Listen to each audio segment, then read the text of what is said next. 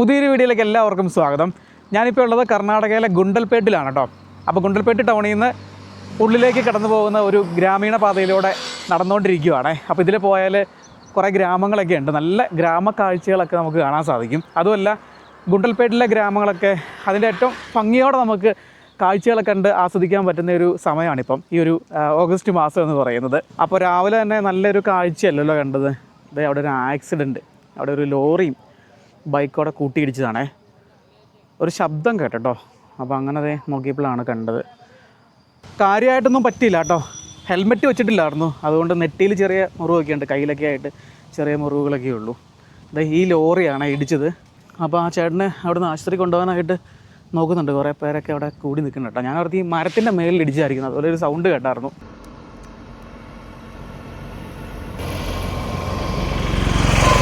വലിയ കൃഷിയിടങ്ങളുടെ കാഴ്ചകളൊക്കെയാണ് നമുക്കിത് ഉള്ളിലോട്ടായിട്ട് വന്നപ്പം ഇവിടെ കാണാൻ സാധിക്കുന്നത് കേട്ടോ. അപ്പോൾ ഈ ഒരു ഭാഗത്ത് പ്രധാനമായിട്ടും വാഴയും അതുപോലെ മഞ്ഞളുമാണ് ചെയ്തിരിക്കുന്നത്. ഇവിടെ ഈ ഗുണ്ടൽപേട്ടിൽ ഇവിടെ നമ്മൾ മലയാളികൾ ഇവിടെ വന്നിട്ട് കൃഷി ചെയ്യുന്നുണ്ട് കേട്ടോ. പ്രധാനമായിട്ട് ഇഞ്ചി കൃഷി, മഞ്ഞൾ പോലെയുള്ള കൃഷികളൊക്കെ ഇവിടെ വളരെ വ്യാപകമായിട്ട് തന്നെ ചെയ്യുന്നുണ്ട് ഈ ഗുണ്ടൽപേട്ടിലെ ഈ ഗ്രാമങ്ങളിലൊക്കെ. അങ്ങനെ വീണ്ടും അവിടെ നിന്ന് അല്പ ദൂരം നടന്ന് നമ്മളിപ്പം മഡഹള്ളി എന്നറിയപ്പെടുന്ന ചെറിയൊരു ഗ്രാമത്തിലേക്കാണ് എത്തിയിരിക്കുന്നത്. ഈ ഗ്രാമത്തിനൊരു പ്രത്യേകത ഉണ്ട് കേട്ടോ. നമുക്കറിയാം ചന്ദ്രൻ ഉദിക്കുന്ന ദിക്കിൽ എന്ന സിനിമ പ്രധാനമായിട്ടും ചിത്രീകരിച്ചത് ഈ ഒരു ഗുണ്ടൽപേട്ടിൻ്റെ ഉൾഗ്രാമങ്ങളിൽ വെച്ചിട്ടായിരുന്നു. അപ്പോൾ ആ സിനിമയിലെ വളരെ പ്രധാനപ്പെട്ട ഭാഗങ്ങളൊക്കെ ഈ ഒരു ഗ്രാമത്തിൻ്റെ ഉള്ളിലും ചിത്രീകരിച്ചിട്ടുണ്ട്. അപ്പോൾ ആ സിനിമ ഇറങ്ങിയിട്ട് ഇപ്പോൾ ഒത്തിരി വർഷങ്ങളായല്ലോ, അതുകൊണ്ട് തന്നെ നല്ല മാറ്റങ്ങളൊക്കെ ഈ ഗ്രാമത്തിൽ സംഭവിച്ചിട്ടുണ്ടായിരിക്കും. അതുപോലെ തന്നെ ആ ഒരു സിനിമയിൽ ഈ ഗ്രാമം മൊത്തമായിട്ടൊന്നും കാണിക്കുന്നില്ല, ഈ ഗ്രാമത്തിൻ്റെ ചില ഭാഗങ്ങളൊക്കെയാണ് കാണിക്കുന്നുള്ളൂ. അതുപോലെ തന്നെ ചില ഭാഗങ്ങളൊക്കെ സെറ്റിട്ടതായിരുന്നു.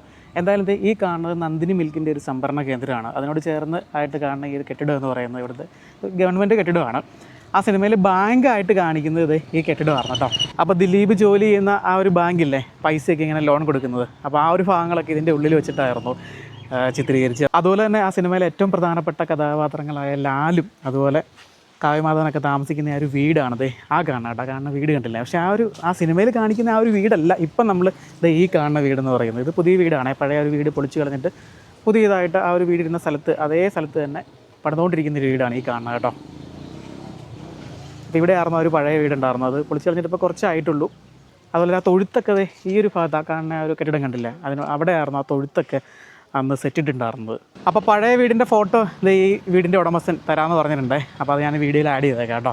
അപ്പോൾ ചന്ദ്രൻ ഉദിക്കുന്ന ദിക്കിൽ ശ്രാവണഗിരി എന്നറിയപ്പെടുന്ന ആ ഒരു ഗ്രാമമാണ് കേട്ടോ ഇത്. ഇവിടെ നമുക്ക് ധാരാളം വീടുകളൊക്കെ കാണാം, അതുപോലെ കുറേ അമ്പലങ്ങളൊക്കെ ഉണ്ട്, കുറേ കടകളൊക്കെ ഉണ്ട്.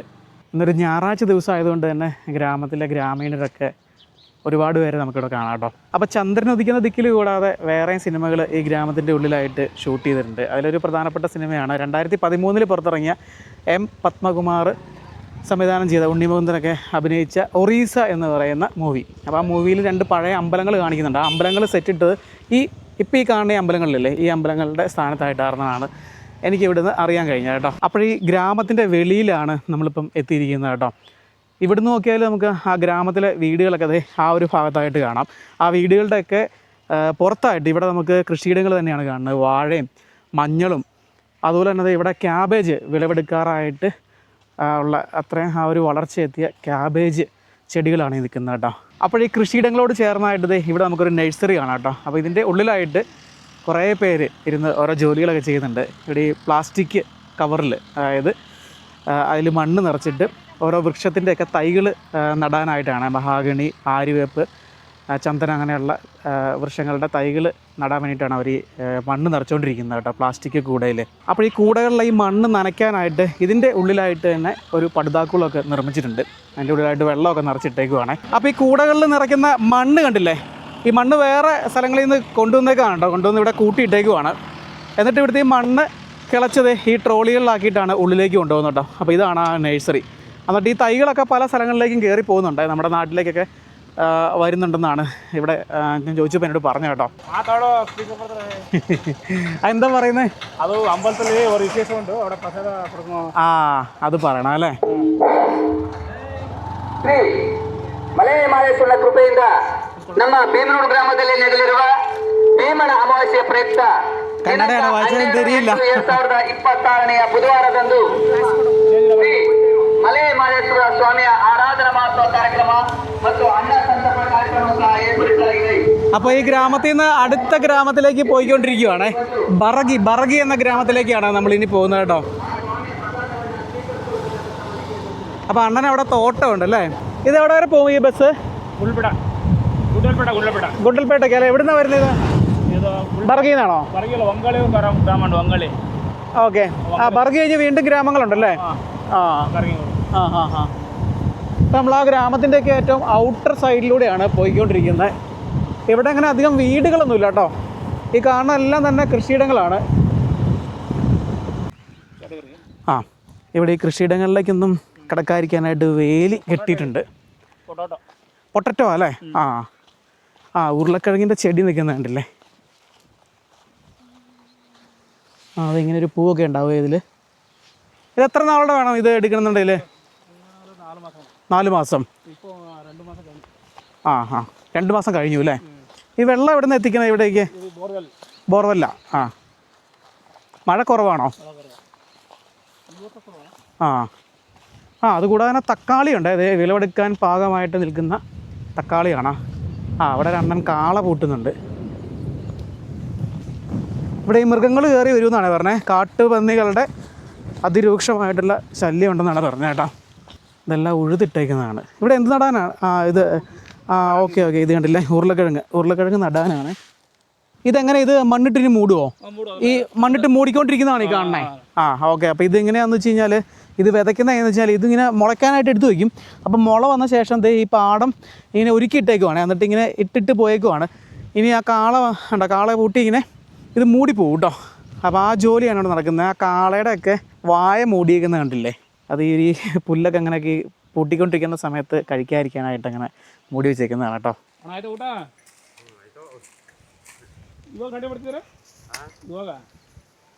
ട്രാക്ടർ ഉപയോഗിക്കില്ലേ? അതായത് ഈ കുറച്ച് കൃഷിയിടങ്ങളൊക്കെ ഉള്ളവർ പ്രധാനമായിട്ടും കാളകളെ വെച്ചിട്ടാണ് പൂട്ടുന്നത് കേട്ടോ. അപ്പോൾ വിളവെടുത്തുകൊണ്ടിരിക്കുന്ന ഒരു തക്കാളിപ്പാടം ആണ് ഈ കാണുന്നത് കേട്ടോ. ഇവിടെ വിളവെടുപ്പ് കഴിഞ്ഞിട്ട് അവസാന സ്റ്റേജിൽ ഇനി ഇത് ഈ കാണുന്നത് ഈ പഴുത്തൊക്കെ ഇനി ഇവിടുന്ന് എടുക്കാനുള്ളതാണ് കേട്ടോ. അതിൻ്റെ ഇലകളെല്ലാം നോക്കി അറിയാം, അതെല്ലാം കരിഞ്ഞു പോയിട്ടുണ്ട്. തക്കാളിയെല്ലാം വിളവെടുത്തിട്ട് അതിൻ്റെ ഈ കേടായതെല്ലാം കൂടെ കൂട്ടിയിട്ടേക്കുന്നതാണ് കേട്ടോ ഈ കാണുന്നത്. അപ്പോൾ അത് ഇവിടെ വന്നപ്പോൾ നമുക്ക് കോട്ടൺ കൃഷി ചെയ്തേക്കുന്നതാണ് കേട്ടോ. അതാണ് കോട്ടൺ ചെടി കണ്ടില്ലേ?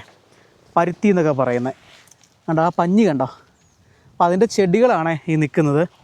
ഇതിപ്പോൾ എടുക്കാറായിട്ടുണ്ടോ? ആയിട്ടില്ലല്ലേ? ഇത് കണ്ടില്ലേ? നൂലൊക്കെ ഇതിൽ നിന്നാണ് ഉണ്ടാക്കുന്നത്. നൂല് നമ്മുടെ വസ്ത്രങ്ങളൊക്കെ ഇതിൽ നിന്ന് എക്സ്ട്രാക്ട് ചെയ്തിട്ടാണ് എടുക്കുന്നത് കേട്ടോ. അപ്പോൾ ഇതാണ് കോട്ടൺ കണ്ടില്ലേ? ഇതിപ്പം അത് ആ കായ ഉണങ്ങിക്കഴിഞ്ഞ് ഇതാണ് അതിൻ്റെ കാ കണ്ടില്ലേ? ഇതിൻ്റെ അകത്താണ് ഉള്ളത് കേട്ടോ. ഇത് ഉണങ്ങിയിട്ട് ഇത് പൊട്ടും. ആ പൊട്ടി നിൽക്കുന്നതാണിത് ഈ കാണുന്നത്. അപ്പോൾ അതിൽ നിന്ന് ഇങ്ങനെ പഞ്ഞി വേർതിരിച്ചെടുക്കും. അതിൻ്റെ തന്നെ വലിയൊരു തോട്ടമാണ് ഈ കാണുന്നത്. ഇവിടെ എല്ലാ തരത്തിലുള്ള പച്ചക്കറികൾ ഈ കാണുന്ന പോലെയുള്ള ഒരുപാട് കൃഷികൾ നടക്കുന്നുണ്ട്. അത് ഈ ബൗണ്ടറി എന്ന് പറയുന്നത് ഫോറസ്റ്റാണ്. അപ്പോൾ അതിൻ്റെ താഴ്വാരത്ത് അതൊക്കെ ഫോറസ്റ്റ്, അത് ആ ഒരു ഭാഗത്തല്ലേ? ഓക്കെ. അപ്പോൾ നമ്മുടെ കേരള ബോർഡറാണ് കുറച്ചുകൂടെ ചെന്ന് കഴിഞ്ഞാൽ. അപ്പോൾ അതിൻ്റെ വലിയൊരു താഴ്വാര പ്രദേശം മൊത്തം ഇങ്ങനെ കൃഷികൾക്ക് വേണ്ടിയിട്ട് മാറ്റിയെടുത്തേക്കുവാണ്. അപ്പോൾ നമ്മൾ ബർഗിയിലേക്ക് എത്തിയോ? ബർഗി എത്തി. ഇവിടെ ഒരു സ്കൂളൊക്കെ ഉണ്ട്. കാർഷിക ഗ്രാമമാണ് ഈ ബറഗി. ബറഗിയിലെ വീടുകളൊക്കെയാണ് നമ്മളിത് ഈ കാണുന്നത് കേട്ടോ. ഈ പുറമേ അടി കാണുന്നത് ഗവൺമെൻറ് ഹോസ്പിറ്റൽ അല്ലേ? നമ്മളിപ്പോൾ പോയ ഒരു ഗ്രാമത്തിനേക്കാളൊക്കെ വലിയ ഗ്രാമമാണ് ഈ ബറഗി. ഓക്കെ. ഇവിടെ ഓരോ ബാങ്കുകളൊക്കെ പ്രവർത്തിക്കുന്നുണ്ട് കേട്ടോ ഈ ഗ്രാമത്തിൻ്റെ ഉള്ളിലായിട്ട്. ഇത് സ്കൂളല്ലേ? Government school. പഞ്ചായത്ത് ഓഫീസ്. അപ്പോൾ ബറഗിയിലെ പഞ്ചായത്ത് ഓഫീസാണ് ഇത് ഈ കാണുന്നത്. അതുപോലെ തന്നെ ഇവിടെ നമുക്ക് ലൈബ്രറി കാണാം. ഒരുപാട് പുസ്തകങ്ങളെല്ലാം കന്നഡയിലാണ്. അവിടെ കുറച്ച് കുട്ടികളൊക്കെ ഇവിടെ ഡാൻസ് പ്രാക്ടീസൊക്കെയാണ് ഇൻഡിപെൻഡൻസ് ഡേക്ക് വേണ്ടിയിട്ട് കളിക്കാനായിട്ട്. ഇവിടെ ഈ പഞ്ചായത്ത് തലത്തിൽ മത്സരങ്ങളൊക്കെ ഇവിടെ സംഘടിപ്പിക്കും കേട്ടോ. അപ്പോൾ എന്നെ കണ്ടപ്പോൾ അവർ പെട്ടെന്ന് സ്റ്റോപ്പ് ചെയ്തതാണ്. ഇതെല്ലാം ഗ്രാമത്തിലെ കുട്ടികളാണ്. ഒരുപാട് പുസ്തകങ്ങളൊക്കെ ഉണ്ട് കേട്ടോ. അക്ക കൂടെ പേര്? ബറഗി ഒന്ന് കാണാൻ പാക്കർക്ക് വേണ്ടിയിട്ട് വന്നു. ഇവിടെ അത്യാവശ്യം മലയാളമൊക്കെ അറിയാം അല്ലേ?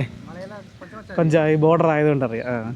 മലയാളം, തമിഴ്, കന്നഡ എന്ത് വേണം സംസാരിക്കുക ഇവിടെ. ഇവിടുത്തെ ഈ വീടുകളൊക്കെയാണ് ഈ കാണുന്നത് കേട്ടോ. ഈ വീടുകളുടെയൊക്കെ പുറമേ ആയിട്ട് അങ്ങ് ദൂരെ നമുക്ക് ഇവിടുന്ന് ഒരു ഓറഞ്ച് കളറ് കാണാൻ സാധിക്കും. അതായത് ഇപ്പം ഈ ഒരു സീസണിൽ ഇപ്പോൾ ഇവിടെ പ്രധാനമായിട്ടും നമ്മുടെ ബന്ദിപ്പൂക്കളുടെ കൃഷി ആണ് നടന്നുകൊണ്ടിരിക്കുന്നത് കേട്ടോ. അതാണ് ഈ ഒരു ടൈമിൽ ഈ ഒരു ഗ്രാമങ്ങളിൽ വന്നാൽ നമുക്ക് നല്ല കാഴ്ചകളൊക്കെ ലഭിക്കുമെന്ന് പറഞ്ഞത്. നമുക്ക് എന്തായാലും അവിടേക്ക് പോയിട്ട് അവിടുത്തെ കാഴ്ചകളൊക്കെ കാണാം.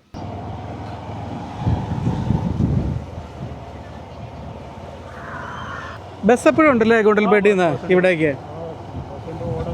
ആ, സൺഡേ അല്ല, അത് കൂടെ സൺഡേ ആയതുകൊണ്ട് കുറച്ച് കുറവാണ് അല്ലേ, കമ്മിയാണ്. സ്കൂൾ പോകുമ്പോൾ പിള്ളേരുകൾ ആ, ബാങ്കിങ്. അപ്പോൾ അത് ഈ വെളിയിലേക്ക് വന്നപ്പം ഇവിടെ പ്രധാനമായിട്ടും കാണുന്ന കാഴ്ച എന്ന് പറയുന്നത് ബന്ദിപ്പൂക്കളുടെ, അതായത് ആ ഓറഞ്ച് കളറിലുള്ള പൂക്കളാണ് ഇവിടെ കൂടുതലായിട്ടും കാണുന്നത് കേട്ടോ. 2 കളറിലുള്ളതും ചെയ്യുന്നുണ്ട് ഇവിടെ. അപ്പോൾ വീടുകളൊക്കെ വരുന്ന ആ ഒരു സ്ഥലമൊക്കെ അവസാനിച്ചു. വീണ്ടും നമ്മൾ ഔട്ടർ സൈഡിലേക്ക് എത്തിയിരിക്കുകയാണ്. അപ്പോൾ ഈ ഒരു പ്രദേശത്ത് നമുക്ക് കാണാം ഇവിടെ ഏറ്റവും കൂടുതൽ ഏരിയയിലും ചെയ്തിരിക്കുന്നത് ബന്ദിപ്പൂക്കളാണ് കേട്ടോ. ചാക്കുകെട്ടുകളിലാക്കി അടുക്കി വെച്ചേക്കുന്നത് കണ്ടോ. ഇവിടെ ഈ മഞ്ഞ കളറിലുള്ള കുറവാട്ടോ. അപ്പോൾ ശരിക്കും പറഞ്ഞാൽ ഞാനൊക്കെ ആദ്യം വിചാരിച്ചുകൊണ്ടിരുന്നത് ഇവിടെ ഈ ബന്ദിപ്പൂക്കൾ കൃഷി ചെയ്യുന്നത് പ്രധാനമായിട്ടും നമ്മുടെ ഓണ ടൈമിൽ നമ്മുടെ നാട്ടിലേക്ക് കയറ്റി വിടാനായിട്ടായിരിക്കുന്നത്. ശരിക്കും പറഞ്ഞാൽ ഇതിൻ്റെ ഒരു പ്രാഥമിക ആവശ്യം എന്ന് പറയുന്നത് ഈ പെയിൻറ്റ് നിർമ്മാണത്തിന് വേണ്ടിയിട്ട്, പെയിൻറ്റ് നിർമ്മിക്കാനായിട്ട് ഇതിൽ നിന്ന് കളർ എക്സ്ട്രാക്ട് ചെയ്തെടുക്കും കേട്ടോ. അപ്പോൾ ആ ഒരു പർപ്പസിന് വേണ്ടിയിട്ടാണ് ഇത് പ്രധാനമായിട്ടും ഇവിടെ കൃഷി ചെയ്യുന്നത്. പിന്നെ ഈ ഒരു ടൈമിലാണ്, അതായത് ഒരു ജൂൺ കഴിഞ്ഞ് ഒരു ജൂലൈ ജൂലൈ സെപ്റ്റംബർ വരെ ഇവിടെ ഈ കൃഷി ഉണ്ടാവും. അപ്പോൾ ആ ഒരു സമയത്ത് ഇവിടെ കുറച്ച് ഈ മൺസൂണിൻ്റെ കുറച്ച് മഴയൊക്കെ ലഭിക്കും ഇവിടെ കൃഷി ചെയ്യാൻ അനുകൂലമായിട്ട്. അപ്പോൾ ഇവിടുന്ന് ലോഡ് കയറ്റിക്കൊണ്ട് പോകുന്നൊരു കാഴ്ചയാണ് നമ്മൾ ഈ കാണുന്നത് കേട്ടോ. അതിൻ്റെ തൂക്കം എല്ലാം നോക്കി ഈ ഓറഞ്ച് കളറിലുള്ളതാണ് ഇപ്പം ഇവിടെ പ്രധാനമായിട്ടും ചെയ്തിരിക്കുന്നത് കേട്ടോ. അപ്പോൾ ഇതാണ് മെയിനായിട്ടും ഈ പെയിൻറ്റ് നിർമ്മാണത്തിനായിട്ട്, അതായത് ഈ കളർ എക്സ്ട്രാക്ട് ചെയ്യാനായിട്ട് ഉപയോഗിക്കുന്നതാണ് പറഞ്ഞത്. മഞ്ഞപ്പൂ പൂജകൾക്കും മറ്റുള്ള ആവശ്യങ്ങൾക്ക് വേണ്ടിയിട്ട് എടുക്കും. അപ്പോൾ കാരണം ഇത് നല്ല ഡാർക്ക് കളറാണല്ലോ, ഇത് നല്ലപോലെ കളർ എക്സ്ട്രാക്ട് ചെയ്ത് എടുക്കാനായിട്ട് സാധിക്കും. ഈ പരിസരത്തൊക്കെ ഈ ഗുണ്ടൽപേട്ടിൽ തന്നെ അങ്ങനെയുള്ള ഫാക്ടറികളൊക്കെ പ്രവർത്തിക്കുന്നുണ്ടെന്നാണ് പറഞ്ഞത്. പിന്നെ വെളിയിലേക്ക് ഇവിടുന്ന് എക്സ്പോർട്ട് ചെയ്ത് ഈ പൂക്കളൊക്കെ കയറി പോകുന്നുണ്ട്. അതുപോലെ തന്നെ ഇപ്പം ഈ ഓണം ടൈമിൽ നമ്മുടെ നാട്ടിലേക്കും ഈ ഒരു കറക്റ്റ് ടൈമിലാണല്ലോ ചെയ്യുന്നത്. അതുകൊണ്ട് തന്നെ ഓണം ടൈമിൽ നല്ല രീതിയിൽ പൂക്കൾ ഇവിടുന്ന് കയറി വരുന്നുണ്ട് കേട്ടോ. ഇവിടെ പേരെന്താണ്? എൻ്റെ പേര് നന്ദകിഷോർ. നന്ദകിഷോർ. എവിടെയാണ് നാട്ടിലെവിടെ? ഞാൻ ബത്തേരിയിൽ. അപ്പോൾ ഇതിൻ്റെ ഞാൻ ഇവിടെ ഇഞ്ചി കൃഷിയാണ്. ഇഞ്ചി കൃഷി. ഞാൻ പറഞ്ഞില്ല, അത് ഇവിടെ ഈ മലയാളികൾ ഒത്തിരി പേര് ചെയ്യുന്നുണ്ട്, ഇഞ്ചി മഞ്ഞൾ കൃഷി ചെയ്യുന്നുണ്ട് അല്ലേ? എത്ര ഏക്കറുണ്ട്? ഇത് 4 ഏക്കർ. 4 ഏക്കർ ലീസിന് എടുത്തേക്കുന്നതാണോ? എടുത്ത് ചെയ്യുന്നത് അല്ലേ? എന്തായാലും ബ്രോയുടെ ഇഞ്ചിത്തോട്ടം ഒന്ന് കണ്ടേക്കാം. ഇത് അതിൻ്റെ ഉള്ളിലായിട്ടൊരു ഷെഡൊക്കെ ഉണ്ട്. എത്ര നാളായി ഇതിൻ്റെ കൃഷിയൊക്കെ തുടങ്ങിയിട്ട്? ഇവിടെ ഒരു 6 വർഷമായിട്ടുണ്ട്. ഇപ്പോൾ ഇവിടെ തന്നെയാണ്. 6 വർഷമായിട്ടല്ലേ? ഈ ഏരിയ തന്നെയാണ് ഉള്ളത്. അതെ അതെ. ഞങ്ങള് ഉള്ളള്ളിന്റെ ഉറുണ്ട്, അങ്ങനെ പല സ്ഥലത്തായിട്ടല്ലേ? സ്ഥലത്തായിട്ട് ഇപ്പോ ഇങ്ങോട്ട് വന്നു. ഇഞ്ചി സ്വല്പം മാറി ബന്ധു കേട്ടോ. ഇത് ഈ നനയ്ക്കുന്ന സ്പ്രിംഗ്ലർ വെച്ചിട്ടുണ്ടല്ലേ? ഇതിപ്പോ നട്ടിട്ട് എത്ര നാളായി? ഇതിപ്പോ നമ്മൾ കൃത്യമായിട്ട് പറഞ്ഞാൽ ഒരു 7 മാസം. 7 മാസമായി. അതായത് മാർച്ച് ലാസ്റ്റ്, മാർച്ച് ഫസ്റ്റ്. അതെ അല്ലേ? ലാസ്റ്റിലേക്ക് പോകില്ല, മാർച്ച്. അപ്പൊ ഇതിന്റെ കാലയളവ് എങ്ങനെയാ? ഇതിപ്പം എടുക്കാവുന്നുണ്ടല്ലേ? 1.5 വർഷം വേണോ? 18 മാസം വേണം അല്ലേ? ഇത് ശരിക്കും പൂർത്തിയാവണമെന്നുണ്ടെങ്കിൽ. അപ്പൊ ഈ കാണുന്ന ഇത്ര സ്ഥലത്തല്ലേ? ഇതാണ് ഈ പറഞ്ഞ 4 ഏക്കർ എന്ന് പറഞ്ഞത്. ഇത് ലീസിന് എടുക്കണമെങ്കിൽ എങ്ങനെ എടുക്കണത്? ലീസിന് എടുക്കണതാണ്. അത് സ്ഥലത്തിന് ഇപ്പൊ നമ്മൾ ഇവിടെ തന്നെ സ്ഥലത്തിന് പാട്ടം കൊടുത്തിരിക്കുകയാണ്. അതായത് ഇവിടെ ബോറില്ല, ബോർ വേണ്ട, വെള്ളത്തിന് നമുക്ക് വേറെ വെള്ളം എടുത്തതായിരിക്കും അവിടുന്ന്. അവിടെ ഒരു തടാകം കാണാം അല്ലേ? അവിടുന്നല്ല, ബോർവെൽ ഉണ്ട്. വേറെ ബോർവെൽ എടുത്തിട്ട് ഇത് നമ്മൾ ലീസിന് എടുത്തതാണ്. ഏക്കർക്ക് ഇത്ര രൂപ എന്ന് വെച്ചിട്ട്. എങ്ങനെ ഏക്കറിന്? ഏക്കറിന് ഇവിടെ ഓരോരോ പല റേറ്റ് നടക്കുന്നുണ്ട്. അപ്പൊ നമ്മളിപ്പോ എടുത്തിരിക്കുന്നത് പറഞ്ഞാൽ ഇത് 35 രൂപയ്ക്കാണ് ഇപ്പൊ എടുത്തിരിക്കുന്നത്. 35,000 ഏക്കറിന്. അത് കൂടാതെ നമ്മുടെ വെള്ളം സെപ്പറേറ്റ് എടുത്ത് നമുക്ക് ഏക്കർക്ക് ഒരു 45 രൂപ 50 രൂപന്റെ അടുത്ത് വന്നിട്ടുണ്ട്. 50,000 രൂപ. ഒരു ഏക്കറിന് 50,000 ലീസിന് വരും. അപ്പൊ ലാഭകരമാണോ ഇത്? ലാഭകരമാണോ എന്ന് ചോദിച്ചു കഴിഞ്ഞാല് ഇപ്പൊ ഒരു 3-4 കൊല്ലമായിട്ട് നമുക്ക് നഷ്ടത്തിലാണ്. അതായത് നമ്മൾ പിന്നെ സ്ഥിരം ചെയ്തുകൊണ്ട് പോകുന്നതുകൊണ്ട് കുഴപ്പമില്ല. കാരണം നമ്മുടെ കയ്യിൽ എല്ലാ സെറ്റപ്പുകളും കാര്യങ്ങളൊക്കെ ഉള്ളതുകൊണ്ട് അങ്ങനെ ഒപ്പിച്ചു പോകുന്നു. പിന്നെ കുഴപ്പമില്ല. ഇപ്രാവശ്യം വില വന്നു കഴിഞ്ഞാൽ ഇത് എവിടെ മാർക്കറ്റ് ചെയ്യണേ? മാർക്കറ്റ് നമ്മുടെ കേരള മാർക്കറ്റിൽ നിന്ന് തന്നെ. അതാ ചെയ്യുന്നത് അല്ലേ? പിന്നെ കൂടുതലും പോകുന്നത് നമ്മുടെ കച്ചവടക്കാർ വരുന്നത് കേരളത്തിൽ നിന്നാണ്. അപ്പൊ ഇവിടെ ആരൊക്കെ താമസിക്കുന്നത് ബ്രോയുടെ കൂടെ? ഇപ്പൊ ഞാൻ മാത്രമേ ഉള്ളൂ അല്ലേ? പണിക്കാർ വരുമ്പോ പിന്നെ പണിക്കാർ. കിടക്കാനുള്ള സൗകര്യങ്ങളൊക്കെ ഉണ്ടല്ലേ? ചെറിയൊരു കിച്ചൺ ഉണ്ട്. ഇവിടെ ഈ മൃഗങ്ങൾ വരുമോ? കാരണം ഈ ഫോറസ്റ്റ് ആണല്ലോ ഈ ബൗണ്ടറിയിൽ. 2-3 പ്രാവശ്യം ഇടയ്ക്ക് വരും. ആനയൊക്കെ വരും അല്ലേ? അപ്പൊ ഇവിടുന്ന് നോക്കിയാൽ അങ്ങ് ദൂരെ ആയിട്ടൊരു തടാകം കാണാം. തടാകം അല്ലേ ഇത്? ഡാം പോലെ. അപ്പോൾ ഈ പ്രാവശ്യം ഇവിടെ മഴ കുറവാന്ന് പറഞ്ഞത്. മഴ കഴിഞ്ഞ വർഷം നല്ല മഴയുണ്ടായിരുന്നു. അപ്പം ആ തടാകത്തിലെ വെള്ളം അവിടെ ആ പുൽമേടുകൾ കാണുന്നില്ലേ, അവിടെ ഒരു വെള്ളം ഉണ്ടായിരുന്നെന്ന് പറഞ്ഞു കേട്ടോ. അപ്പോൾ എൻ്റെ ഒരു ധാരണ ഇവിടെ ഈ ഓഗസ്റ്റ് സെപ്റ്റംബർ മാസങ്ങളിലായിരിക്കും ഏറ്റവും കൂടുതൽ ഈ പൂക്കൾ കാണാൻ സാധിക്കുന്നത്. കാരണം നമ്മുടെ നാട്ടിൽ ഓണത്തിനോടനുബന്ധിച്ചായിരിക്കും ഇവിടെ പ്രധാനമായിട്ടും കൃഷി ചെയ്യുന്നതാണ്. പക്ഷേ ഇവിടെ ഒരു ജൂൺ കഴിയുമ്പം, അതായത് ജൂണ് ഒരു പകുതിയൊക്കെ ആകുമ്പോൾ മുതൽ ഇവിടെ ആരംഭിക്കും കേട്ടോ. അപ്പോൾ ഒരു ജൂലൈ എന്ന് പറയുന്നത് കറക്റ്റ് ടൈമാണ് ഇവിടെ. അപ്പോൾ ആ ഒരു സമയത്ത് വരുവാണെങ്കിൽ ഒത്തിരി അധികം പൂക്കളുടെ പാടകൾ കാണാൻ സാധിക്കും. ഇപ്പോൾ ഇത് ഏകദേശം ഫിനിഷ് ആവാറായിട്ടുണ്ട്. അപ്പോൾ സെപ്റ്റംബറൊക്കെ ആവുന്നതിന് കംപ്ലീറ്റ് ഓൾമോസ്റ്റ് ഇത് തീരാറാവും കേട്ടോ. ബർഗയിലെ ഏറ്റവും പ്രധാനപ്പെട്ട ഒരു ലേക്കാണ് ഇത് കാണുന്നത് കേട്ടോ. വലിയൊരു ലേക്കാണേ കേട്ടോ. വെള്ളം കെട്ടിക്കിടക്കുന്ന കാഴ്ച കണ്ടില്ലേ. നിലവിലിവിടെ വെള്ളം കുറവാണ് കേട്ടോ, കാരണം ഇവിടെ മഴ ഇപ്പോൾ കുറവല്ലേ, അതുകൊണ്ട് തന്നെ വെള്ളം കുറവാണ്. ഈ ലേക്കിലൊരു തടയണ കെട്ടി വെച്ചേക്കുന്നത് കാണാം. അപ്പോൾ വെള്ളം നിറഞ്ഞു കഴിഞ്ഞാൽ ഇങ്ങനെ ഓവർഫ്ലോ ആയിട്ടങ്ങ് ഒഴുകി പോകും കേട്ടോ. അതുപോലെ തന്നെ ഈ വെള്ളത്തിൻ്റെ സോഴ്സ് എന്ന് പറയുന്നത് മഴ പെയ്ത് ലഭിക്കുന്ന വെള്ളമാണ് ഇവിടെ സംഭരിക്കപ്പെടുന്നത് കേട്ടോ.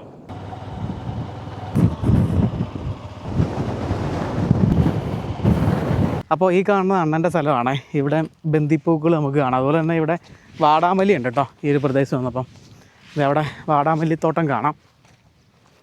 ഈ തുണിയെല്ലാം കെട്ടി വെച്ചേക്കുന്നത് ഈ പന്നികളൊന്നും കയറാതിരിക്കാനായിട്ട്, അതായത് അവരെ തുരത്താനായിട്ടാണ്. വരില്ല ഇത് കാണുമ്പോൾ പന്നിയുടെ നല്ല ശല്യം ഉണ്ട് കേട്ടോ, കാട്ടുപന്നികൾ.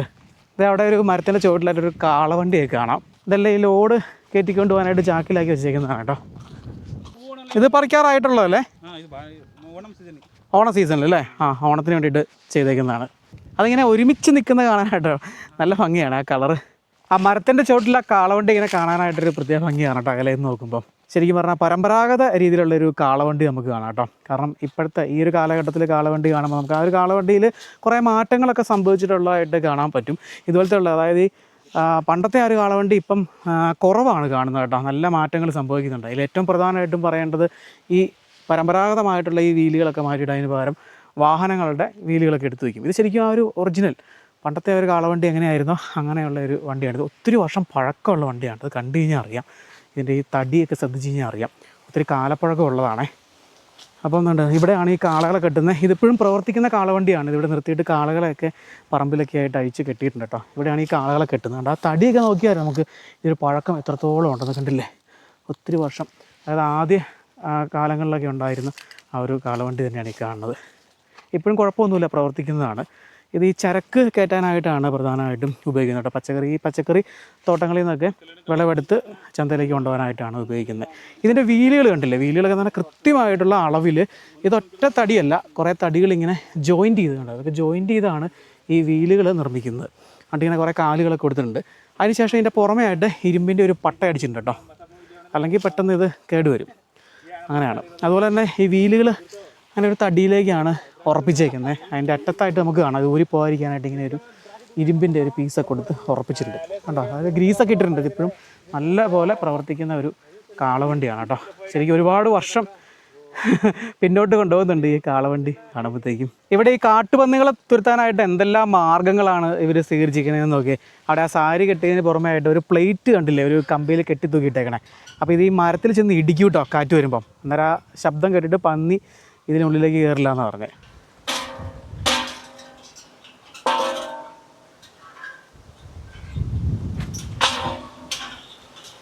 ഇവിടെ ഈ പൂപ്പാടങ്ങൾക്ക് സമീപമായിട്ട് ഈ മരത്തിൻ്റെ ആൽമരത്തിൻ്റെ ചുവട്ടിലായിട്ടൊരു കാളവണ്ടി കാണാം. നമ്മൾ ആദ്യം കണ്ട പോലെ തന്നെ ഒരു പഴയ കാലത്തെ കാളവണ്ടി തന്നെ. അത് ആ ബാക്ക്ഗ്രൗണ്ടിനോട് ചേർത്ത് ഇങ്ങനെ കാണുമ്പം ഒരു പ്രത്യേക ഭംഗി തന്നെയാണ് കേട്ടോ. അപ്പോൾ ഞങ്ങളിപ്പോൾ അവിടുന്ന് അതിനടുത്തായിട്ടുള്ള ചെന്നമല്ലിപ്പുര എന്ന ഗ്രാമത്തിലേക്കാണ് എത്തിയിരിക്കുന്നത് കേട്ടോ. അപ്പോൾ ഇവിടെ വന്നപ്പോൾ ഇവിടുത്തെ പ്രധാനപ്പെട്ട കാഴ്ച എന്ന് പറയുന്നത് ഇത് വലിയൊരു താമരക്കുളമാണേ. അപ്പോൾ കുളം ഉണ്ടെന്ന് നോക്കി കഴിഞ്ഞാൽ പെട്ടെന്ന് മനസ്സിലാവില്ല, നല്ല ചതുപ്പായിട്ട് കിടക്കുവാണ്. പക്ഷേ ഇവിടെ ധാരാളം താമര ചെടികൾ കാണാം കേട്ടോ, പൂക്കളൊക്കെ ആയിട്ട്. അപ്പോൾ ഈ കാഴ്ചകൾ കാണാനായിട്ട് ഇവിടെ നിരവധി പേര് വന്നിട്ടുണ്ട് കേട്ടോ. നല്ല ഭംഗിയാണ് താമര ചെടികൾ പൂവിട്ട് നിൽക്കുന്ന കാഴ്ച കാണാനായിട്ട്. അപ്പോൾ ഇവിടെ വന്നിട്ടുള്ള എല്ലാവരും തന്നെ മലയാളികളാണ്. അവിടെ ഇറങ്ങാനൊന്നും പറ്റില്ല കേട്ടോ, കാരണം നല്ല റിസ്ക് ആണ്, ചവിട്ടിക്കുകയും താന്നു പോകും. ഇത് ഡ്രൈ ഫ്രൂട്ട് അതെ, BP ഷുഗർ നല്ലതാണ്. ഓക്കെ. അപ്പോൾ ഇതിൻ്റെ ഉള്ളിൽ അതല്ലേ, ഇതിൻ്റെ ഉള്ളിലൊരു കായ ഉണ്ടെന്ന്, അതായത് ഈ ഡ്രൈ ഫ്രൂട്ടായിട്ട് ഉപയോഗിക്കുന്നത് അല്ലേ? ആ കണ്ടില്ലേ, ഒരു അതിൻ്റെ മുട്ട് പോലെ നിൽക്കുന്നത് മക്കാനാന്ന് പറയും അല്ലേ? ഇത് ഉണങ്ങിയിട്ട് എടുക്കുന്നത്, ഡ്രൈ ആയിട്ട് എടുക്കും അല്ലേ ഉള്ളിൽ നിന്ന്. നമുക്ക് ആ കാ കാണാം കേട്ടോ, അത് ഉണങ്ങി കഴിയുമ്പോൾ അതിൻ്റെ അകത്ത് നിന്ന് എടുക്കുമെന്ന് പറഞ്ഞത്. അതെ അല്ലേ? ഇതിൻ്റെ ഉള്ളിലല്ലേ വരുന്നത് ആ കായ? ഇതാണ് അതിൻ്റെ ഇത് കണ്ടില്ലേ? ഇത് എടുത്തിട്ടുണ്ട് ഇതിൻ്റെ അകത്തുനിന്ന് അല്ലേ? ഓക്കെ. തൈറോയിഡിനൊക്കെ നല്ലതല്ലേ? ആ ആ. ഇത് കുളന്നൊന്നും പറയാൻ പറ്റില്ല, ഇപ്പോൾ വെള്ളം ഇറങ്ങി കിടക്കണതുകൊണ്ടാണ്. ഇതൊരു ചതുപ്പ് പ്രദേശമാണ്. അത് തന്നെ. മഴ ഇതൊരു ശരിക്കും പറഞ്ഞാൽ ഒരു തടാകമാണ്. ഇപ്പോൾ ഈ മഴ കുറവായി അങ്ങനെ വെള്ളം കുറവായതുകൊണ്ടാണ് ഇങ്ങനെ കിടക്കുന്നത്. ടൂറിസ്റ്റ് സ്പോട്ടായല്ലേ ഇത്? ഒരു ടൂറിസ്റ്റ് സ്പോട്ടായിട്ട് പ്രഖ്യാപിച്ചിരിക്കുകയാണ്. ഇതാണ് അതിൻ്റെ കായല്ലേ? ഇത് ഡ്രൈ ആക്കി എടുക്കുമോ? അതെ അല്ലേ, വെള്ള കളറിൽ വരും അല്ലേ? ഇതിനുള്ളിലാണ് എത്തിയിരിക്കുന്നത്. അപ്പോൾ അതെ ബ്രോയുടെ വീടാണ് കേട്ടോ ഈ കാണുന്നത്. അതായത് നമ്മുടെ കേരളത്തിൽ നിന്ന് വരുന്ന ഒരു വഴിയാണ് കേട്ടോ, ഗുണ്ടൽപേട്ടിലേക്ക് പോകുന്ന വഴിയിലാണ്. അപ്പോൾ ഇവിടെ ആളുടെ സ്വന്തം കൃഷിയിടത്തിൽ നിന്ന് പറിച്ചുകൊണ്ട് വന്നേക്കുന്ന തണ്ണിമത്തനാണ് ഇവിടെ ഈ റോഡ് സൈഡിലിട്ട് വിൽക്കുന്നത്. നല്ല കച്ചവടമുണ്ട്. നിരവധി പേരാണ് വണ്ടിക്ക് നിർത്തിയത് വാങ്ങിക്കാനായിട്ട് വരുന്നത്. അല്ല ചിന്ന പീസ് മതി, ചിന്ന പീസ് മതി.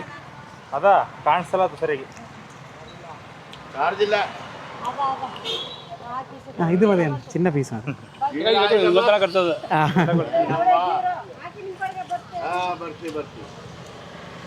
തണ്ണിമത്തനിൽ കിരൺ അല്ലേ? കിരൺ ഇനത്തിൽപ്പെടുന്നതാണ്. ഈ തോട്ടം ഇവിടെ അടുത്താണോ? തോട്ടം 30 കിലോമീറ്റർ പോകണം അല്ലേ? ഇവിടെ അടുത്തല്ല തോട്ടം ഉള്ളത്. വേണ്ട, ഇത് മതി.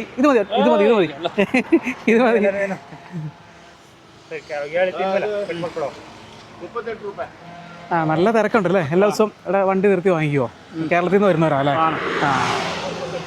അപ്പോൾ നമ്മൾ മധൂർ എന്ന ഗ്രാമത്തിലേക്കാണ് എത്തിയിരിക്കുന്നത്. അപ്പോൾ നമ്മൾ ആദ്യത്തെ പ്രാവശ്യം ഗുണ്ടൽപേട്ടിൽ വന്നപ്പം ഈ ഗ്രാമത്തിൽ വന്ന് വീഡിയോ ഒക്കെ ചെയ്തതാണ്. അന്ന് നമ്മൾ സൂര്യകാന്തി പൂക്കളുടെ കാഴ്ചകളൊക്കെ കണ്ടായിരുന്നല്ലോ. എന്നാൽ ഇന്ന് നമുക്ക് ഇവിടെ ഈ പറഞ്ഞ പോലെ ബന്ദിപ്പൂക്കളുടെ വലിയ തോട്ടങ്ങൾ കാണാം. ഇവിടെ വന്നപ്പോഴത്തേക്കും ആ ഒരു ഓറഞ്ച് കളർ മാത്രമല്ല, മഞ്ഞ കളറിലുള്ളത് കാണാം കേട്ടോ. അപ്പോൾ ഈ റോഡ് സൈഡിൽ കാണുന്ന വാഹനങ്ങൾ നോക്കി ദൂരം നോക്കുക, എല്ലാം നമ്മുടെ കേരളത്തിൽ നിന്ന് വന്നേക്കുന്ന വണ്ടികളാണ്. എന്നാ തിരക്കെന്ന് ഇന്നൊരു ഞായറാഴ്ച ദിവസം ആയതുകൊണ്ടാണ് ഈ പൂക്കളുടെ കാഴ്ചകൾ കാണാനായിട്ട് വന്നിരിക്കുന്നവരാണ്. എന്നെ തിരക്കാന്നൊക്കെ. ഇവിടെ കയറണമെങ്കിൽ പൈസ കൊടുക്കണം കേട്ടോ. ഇവിടെ അമ്പൂരല്ലേ? അമ്പൂര്, ഒരാൾക്ക് 50 രൂപ വെച്ച് ചാർജ് ചെയ്യുന്നുണ്ട്. അപ്പോൾ നമ്മൾ ആദ്യം പോയ ഒരു താമരപ്പാടമല്ലേ, അവിടെയൊക്കെ ടിക്കറ്റ് ഉണ്ട് കേട്ടോ. അവിടെയൊക്കെ 50 രൂപ വെച്ച് നമ്മുടെ കയ്യിൽ നിന്ന് വാങ്ങിക്കുന്നുണ്ട്. ഇവിടെ സൂര്യകാന്തി പൂക്കളും ഉണ്ട്, സൂര്യകാന്തി പൂക്കളും ബന്ദിപ്പൂക്കളും ഉണ്ട്. അതിനോടനുബന്ധിച്ച് നിരവധി കടകൾ, ഇങ്ങനെയുള്ള ചെറിയ കടകളും പ്രവർത്തിക്കുന്നുണ്ട് കേട്ടോ. ഇവരുടെ ഒരു വരുമാനമല്ലേ.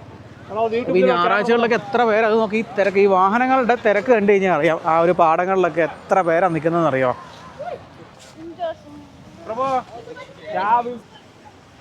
ഇവിടെ മഞ്ഞ കാണാം നമുക്ക്. മഞ്ഞ അത് വലിയ പൂക്കളാണ്. ഇത് നമ്മുടെ കേരളത്തിലേക്ക് വരുന്നതാണ്. പൂക്കളം ഇടാനൊക്കെ ആവശ്യത്തിനൊക്കെ വേണ്ടിയിട്ട് വരുന്ന പൂക്കളാണ്. ഇതിൻ്റെ വലിപ്പം കണ്ടത്. ഇത് ആ ഓറഞ്ച് പൂനേക്കലൊക്കെ നല്ല വലിപ്പം കൂടുതലുണ്ട്. അതുപോലെ തന്നെ ഈ ഒരു സൈഡിൽ നമുക്ക് സൂര്യകാന്തി പൂക്കൾ കാണാം. നമ്മൾ കഴിഞ്ഞ പ്രാവശ്യം വന്ന് വീഡിയോ ചെയ്ത ആ ഒരു വില്ലേജാണ് മധൂർ. നിരവധി പേരാണ് ഈ പാടങ്ങളുടെ ഉള്ളിലായിട്ട്. ഒരു ദിവസം എന്ത് വരുമാനം അല്ലേ? ക്യാഷ് ഇതൊരു പൈസ ഉണ്ടാക്കാം ഈ ടൂറിസ്റ്റുകളുടെ നിന്ന്. ഇതെല്ലാം നമ്മുടെ ഓണത്തിനോടനുബന്ധിച്ച് ചെയ്തേക്കുന്നതാണ് കേട്ടോ. ഈ മഞ്ഞപ്പൂക്കൾ വളരെ കുറച്ചേ ഉള്ളൂ ഈ ഗുണ്ടൽപേട്ടിൽ. പച്ചമുളകിൻ്റെ തോട്ടമാണ്. അതിൻ്റെ ഇടയിലൂടെ ഈ കളയുണ്ട് ഒത്തിരി. പിന്നെ ഇത് ചീരയാണ്. ചീരയാണ്. ഓക്കെ, ചീരയുണ്ട്. പിന്നെ ഈ കളകൾ ഇതെല്ലാം ഈ ആടുമാടുകൾക്ക് കൊടുക്കാനായിട്ട് പറിച്ചുകൊണ്ട് പോകുന്നുണ്ട് ഇവിടുന്ന്.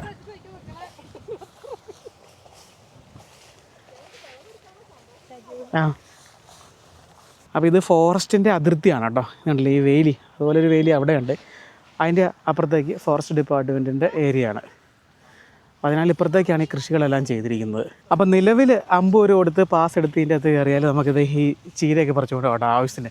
അതിൻ്റെ കാരണം എന്ന് പറഞ്ഞാൽ ഇപ്പം കൃഷി കഴിഞ്ഞിട്ട് അങ്ങനെ ഇടയിലൂടെ കുറച്ചിങ്ങനെ നിൽക്കുന്നതായതുകൊണ്ടാണ്. അല്ലാതെ മെയിനായിട്ട് കൃഷി ചെയ്തേക്കുന്നതാണെന്നുണ്ടെങ്കിൽ നമുക്കത് പറിക്കാനുള്ള അനുവാദമൊന്നുമില്ല.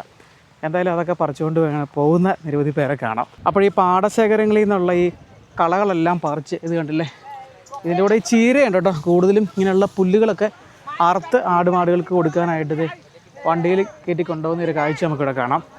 അപ്പോൾ ഈ മധൂർ എന്ന് പറയുന്നത് നമ്മൾ സുൽത്താൻ ബത്തേരിയിൽ നിന്ന് പോരുമ്പം ചെക്ക് പോസ്റ്റ് കഴിഞ്ഞ്, ഫോറസ്റ്റ് ചെക്ക് പോസ്റ്റ് കഴിഞ്ഞ് ആദ്യം കാണുന്ന ഗ്രാമമാണ്. ശരിക്കും പറഞ്ഞാൽ ഒരു ഉത്സവമേളം എന്ന് തന്നെ പറയാം കേട്ടോ. അത്ര തിരക്കാണ്. അപ്പോൾ ഈ ഒരു സൈഡിലാണ് ഏറ്റവും കൂടുതൽ പൂക്കൾ കാണാൻ സാധിക്കുന്നത് കേട്ടോ.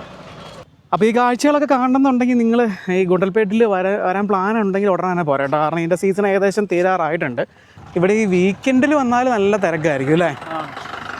പക്ഷേ ഇവിടെ കുറേ ആക്ടിവിറ്റീസൊക്കെ ഉണ്ട്. ഈ പൂന്തോട്ടത്തിലേക്ക് ഇറങ്ങുന്നതിന് പുറമെ ആയിട്ട് കുതിര സഫാരി ഉണ്ട്. ഈ ഞായറാഴ്ച ആയതുകൊണ്ടാണ് ഇത്രയും തിരക്കുള്ളത് കേട്ടോ. അല്ലെങ്കിൽ ഇപ്പം വീക്കെൻഡൊന്നും അല്ലെങ്കിൽ വീക്ക് ഡേയ്സിലൊക്കെ ആണെന്നുണ്ടെങ്കിൽ ഇത്രയും ആളുകളെയൊന്നും നമുക്കിവിടെ കാണാൻ സാധിക്കില്ല. ഈ തോട്ടങ്ങളുടെ ഉള്ളിലായിട്ട് ചെറിയൊരു വീട് നമുക്ക് കാണാം കേട്ടോ.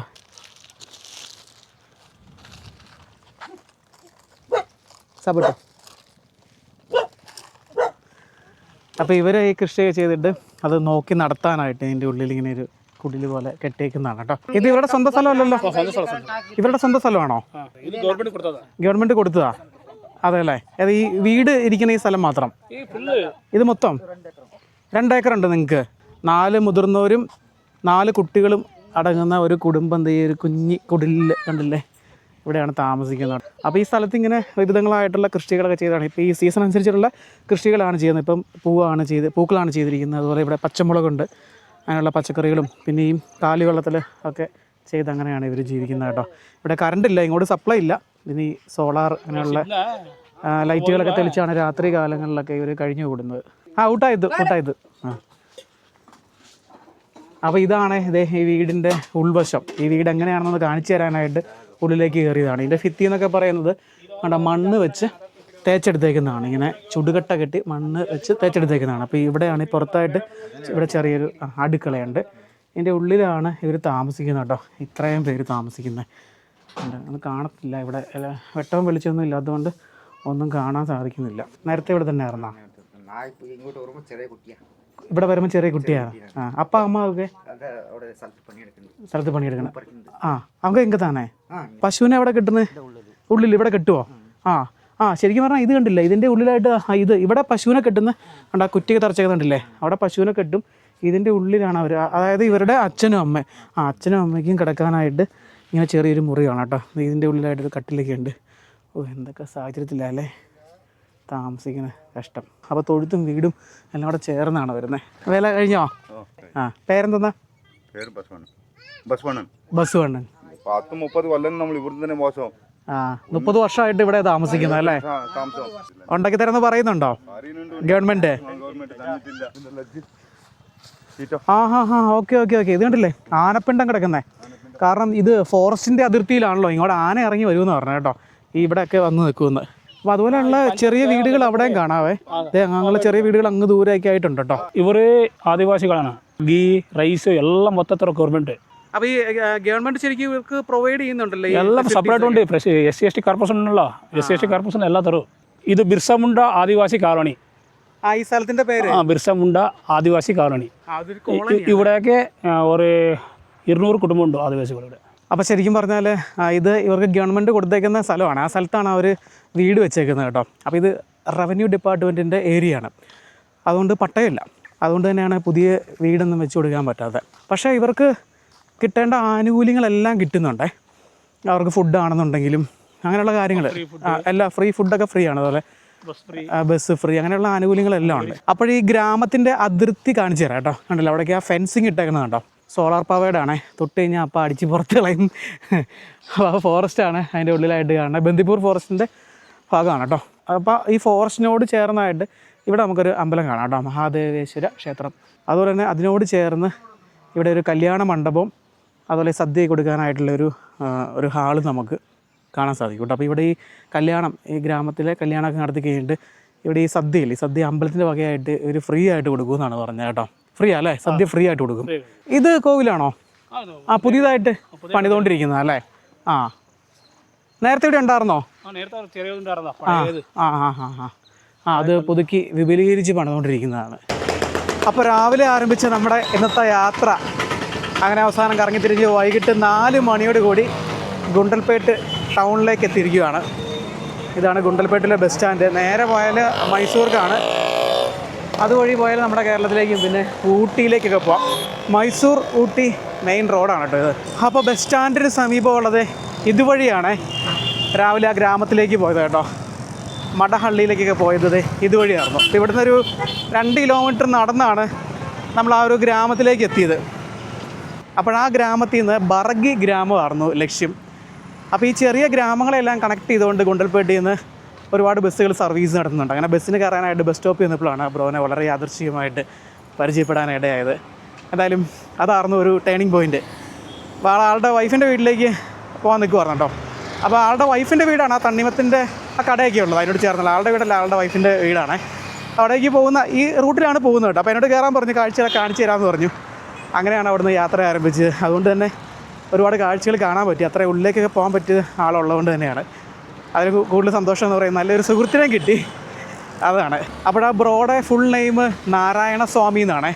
അപ്പോൾ ആൾ നല്ല എഡ്യൂക്കേറ്റഡ് ആണ് കേട്ടോ. ജോലി ചെയ്തുകൊണ്ടിരിക്കുമായിരുന്നു, അതൊക്കെ റിസൈൻ ചെയ്തിട്ടാണ് ഈ കൃഷിയിലേക്ക് ഇറങ്ങിയിരിക്കുന്നത്. ജോലിയൊക്കെ റിസൈൻ ചെയ്തിട്ട് കൃഷിയൊക്കെ നോക്കിയെടുത്ത് ഇങ്ങനെ അങ്ങനെ ഒതുങ്ങിക്കൂടുമെന്ന് പറഞ്ഞു കഴിഞ്ഞാൽ ഒത്തിരി സ്ഥലങ്ങളൊക്കെ ഉണ്ട്, അവിടെ എല്ലാം പോവും, ഇതൊക്കെ മാനേജ് ചെയ്യണം. പിന്നെ അവരുടെ ബന്ധുക്കളൊക്കെ കുറേ പേര് ആ ഒരു ചുറ്റുവട്ടത്തൊക്കെ ആയിട്ട് താമസിക്കുന്നുണ്ട്, ഇങ്ങനെ കൃഷിയും അതുപോലെ ചെറിയ കച്ചവടങ്ങളൊക്കെ ആയിട്ട്. അപ്പോൾ ഞങ്ങളിങ്ങനെ വന്ന കണ്ടിട്ട് കുറേ പേരൊക്കെ ഇങ്ങനെ അടുത്ത് വന്ന് സംസാരിക്കുന്നതൊക്കെ ഉണ്ടായിരുന്നു. ഒരുപാട് കോൺടാക്ട്സുകളൊക്കെ ഉണ്ട്. അപ്പോൾ ആളുടെ നമ്പറൊക്കെ തന്നിട്ടുണ്ട്, എന്തെങ്കിലും ആവശ്യം എപ്പോൾ വന്നാലും ഇവിടെ വന്നിട്ട് വിളിച്ചാൽ മതി എന്ന് പറഞ്ഞു. അങ്ങനെ ജസ്റ്റ് ഇപ്പം ഈ ഗുണ്ടൽപ്പെട്ടി ടൗണിൽ നിന്ന് പിരിഞ്ഞുള്ളൂ കേട്ടോ. അപ്പോൾ എന്തായാലും നമ്മുടെ ഇന്നത്തെ ഈ ഒരു വീഡിയോ വൈൻഡപ്പ് ചെയ്യാൻ നേരമായി. ഗുണ്ടൽപ്പെട്ടിയിൽ തന്നെയുള്ള ബാക്കി കാഴ്ചകളും വിശേഷങ്ങളൊക്കെ ആയിട്ട് നമുക്ക് അടുത്ത വീഡിയോയിൽ കാണാം.